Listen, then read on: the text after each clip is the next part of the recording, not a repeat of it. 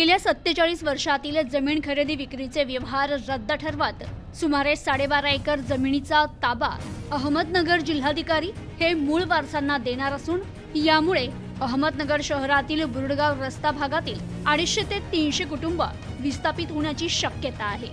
बुरडगाव रस्ता ते पुणे रस्ता या दरम्यानच्या पट्ट्यातील भोसले आखाडा, विनायक नगर, चंदन इस्टेट, माणिक नगर, शिल्पा गार्डन या परिसरातील 12.5 एकर जागेचा ताबा मूळ मालकांना देण्याची प्रक्रिया प्रशासनाच्या वतीने सुरू करण्यात आली आहे। यावेळी मोठ्या प्रमाणावर पोलिसांचा बंदोबस्त तसेच महसूल कर्मचारी उपस्थित होते।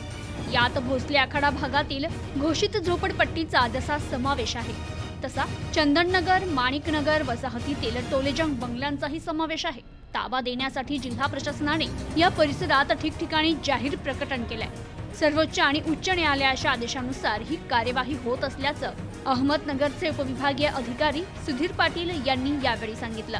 सर्वे क्रमांक 46/2, 47/6, 59/4, 51/1, 52/2, 133/3 आणि 133 येथील 12.5 एकर जागेचा 3 वादी आणि 5 प्रतिवादी अशा एकूण 8 जणांना हा ताबा दिलाय। व्यक्तिगत लाभ मुमुलाबाई मेहबूब शेख आणि तिची मुलगी छोटीबी करीमभाई शेख यांच्या शेत जमिनीचा हा वाद होता। विक्री दरम्यान 1977 मध्ये न्यायालयात दाखल झाला।